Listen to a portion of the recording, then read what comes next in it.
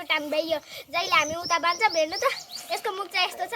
तपाईहरुलाई घुरिरहा अब चाहिँ हामीहरु यसलाई लिएर जान्छौँ यो भने भागिरहा के हेर्नु न यो त फटा हो के एकदम बलिया छ के हजुरमाले मकैको दाना दिदी खाइ खाइ यो यत्रो ठुलो भइसक्यो यति सानो पाटो यो पहिला ल्याउने होला यत्रो ठुलो भइसक्यो हेर्नु न ओइ नजान मादेखि टाढा यसले लतार्छ डक्छ यसको बट्टो ताना बेसरी घाँटी दुख्ला फेरि ए मेरो बुके दास यता आइछ के तँलाई त म दिनै सक्दिन अब बिस्तारै लैजा बिस्तारै अब अर्को बाख्रा पनि जाँदैछ यहाँ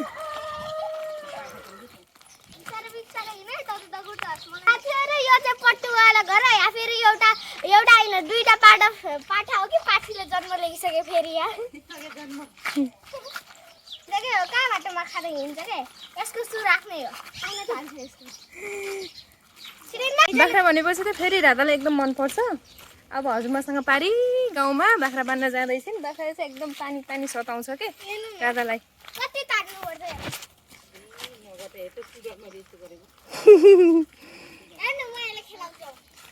ल आऊ बिस्तारै आऊ बिस्तारै दुईटा बाख्रा समात्दियो तिमीले एकैचोटि समात्न सक्छु तर आजसम्म छैन कहाँ दगुरेको होला नि फेरि नदगुरा के तिमी दगुरेपछि बाख्रा पनि दगुर्छ नि ल हेर्न भनेकै नमान्ने के आमा नदगुरा के तिमीलाई फेरि पाठा देख्नै हुन्न अनि ल हेर्न साथीहरू यो राधालाई बाख्राहरू देख्नै हुन्न के बाख्रा देखिन् भने त गइहाल्छन् दौडेर त्यसै भन्छु मैले पहिला जन्ममा यिनी बाख्रा थिइन् भनेर ल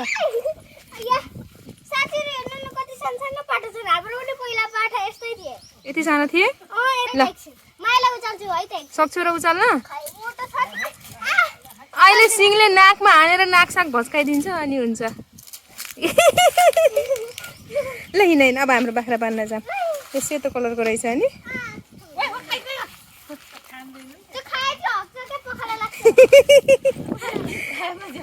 खाएपछि हक्छ नि त नि तानो अडरी खाइदियो बाटोमा हेर त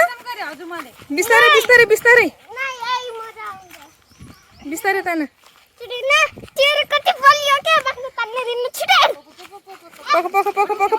पख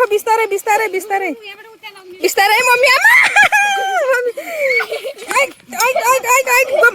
भाग्यो खाइदियो तान हजुर मलाई नातिनीलाई यो बाख्राले हैरान गरायो आज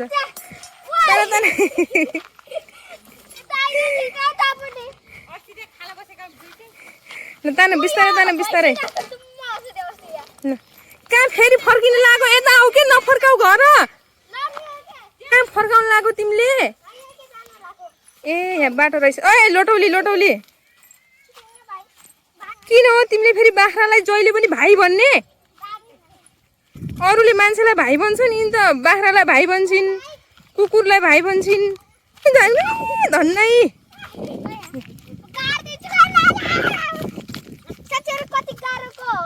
सानोमा त कति सजिलो थियो त्यसलाई त बोकेर लैहाल्थ्यो हेर्नु त कति ठुलो भइसक्यो कति गाह्रो हुन्छ हातै दुखिसक्यो हेर्नु त रातै भइसक्यो काम गर्नु सजिलो हुन्छ त कहाँनिर गाड्ने होला गाडा साथीहरू हजुरमाले चाहिँ लगिसक्यो बाख्राहरू दुइटै गाड्नलाई मतलब किल्ला गाड्नलाई या फेरि बाटो कस्तो अल्कै छ कि हेर्नु न इन्डुरा मजाले घाँस खाइरहन् अनि उता पारी पनि बाख्राको झुन्ड छ तर हामीले चाहिँ छुट्टै बाँधेछौँ क्या हामीहरूले चाहिँ छुट्टै बाँधेछौँ अब चाहिँ म तपाईँलाई आफ्नो बाख्राको मुख देखाउँछु है म तपाईँलाई चाहिँ आफ्नो बाख्राको मुख देखाउँछु है यता आइज न हेर्नु न भाग्छ क्या मदेखि हेर्नु त भाग्यो भाइ हेर्नु न कस्तो भाग्यो है बरु उता पाहाडोसँग जान्छु है म आउनु पाहाडो छ क्या त्यहाँ पाहाडो एकदम पाहाडोसँग आइस हजुर पनि एकदम पाहाडोहरू अनि त्यहाँ बाख्राहरूको झुन्डहरू छ तर जाने पो कहाँदेखि हो पाहाडोसँग क्या धन्नै ठाउँ रहेछ न त त्यहाँ हिलो छ क्या अनि ठाउँ रहेछ ऊ त्यहाँ पाहाडो छ क्या छिटो हिँड्छु न हजुर जाम के रहेनछ पाडो पाडोका बाँध्न लगे साथीहरू जाम त्यहाँ यहाँ पनि छ त बाख्रा आउनु न देखाउँछु साथीहरू मेरो हजुरमा चाहिँ फुपू हजुरमाको घर चाहिँ गइसक्यो गफ गरेर अनि म पनि आफ्नो बाख्राहरूसँग खेल्छु त्यतिखेर सब आउनु है आउनु तिमी बाख्रासँग खेल्ने तिमी अब घर नजाने किन तिमीलाई पनि यहाँ के अरे एउटा अर्को दामलाई पनि लिएर आइदिनु पर्ने रहेछ कि सानी किन र मामा अर्को दामला तिमीलाई पनि घाँटीमा बाँधेर यहीँ किल्ला ठोक्दिनु हुन्थ्यो त अनि तिमी पनि यहीसँग चढ्थ्यौ जतिखेर पनि बाख्रा बाख्रा मात्र भन्छौ किन होइन किन हानेको फेरि पुछुरमा नहान न पुछुरमा बाख्राको ल हेर्न ल हेर्न ल ल नान्दैन हान्नु त हान्दिनँ तर यो बहुत रिस उठ्छ जस्तो लाग्यो जसले यस्तो गरेर बसे आउँछु यस्तो यो मेरो बाख्रा नचलाऊ के चर्न देऊ एकछिन किन चर्न देऊ साथीहरू तपाईँले देखिराख्नु भएको होला यो राधाले चाहिँ बाख्रालाई चर्नै नदिएर अघि नैदेखि चलाइ गरेको थियौँ के एकछिन होइन क्या चर्न दिने भनेको त जाम अब घर होइन अब फेरि पट्टुको घर जाने अरे क्या फेरि पट्टु नसकिने भयो केटीसँग त यहाँ दुबोमा धेरै नहोइन यहाँ सर्प हुन्छ न अबि हात काटिन्छ फेरि कति चकचक होला कि फेरि यहाँ देख्नु भएको छ यहाँ पछाडि नगर भन्दै पनि कि नगर भन्दै नगर होइन साथीहरू मलाई चाहिँ मामा घर आउन धेरै मनपर्छ किनभने चाहिँ हाम्रो मामा घरमा बाख्राहरू हुन्छन् दुईवटा जसमा त्योसँग चाहिँ म जहिले पनि चलेर बस्छु नि अनि मेरो मामा घरको छिमेकीमा नि पट्टु सट्टु छ कि पट्टुहरूसँग पट्टु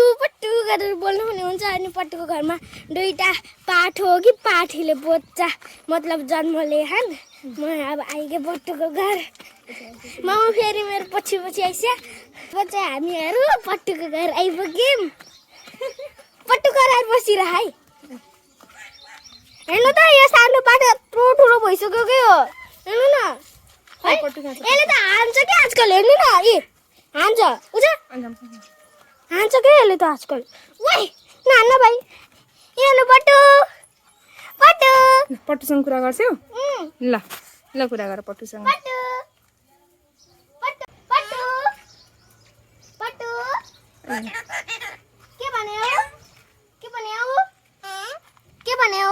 साथीहरू नानीको मामा घरको नजिकै चाहिँ दुईवटा पट्टुहरू छ नि पट्टु चाहिँ यस्तो राम्रोसँग बोल्छ कि सोधेको कुराहरू पनि कस्तो राम्रोसँग जवाफ फर्काउँछ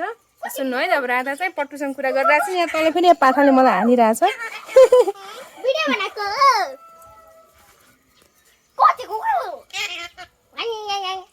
पट्टु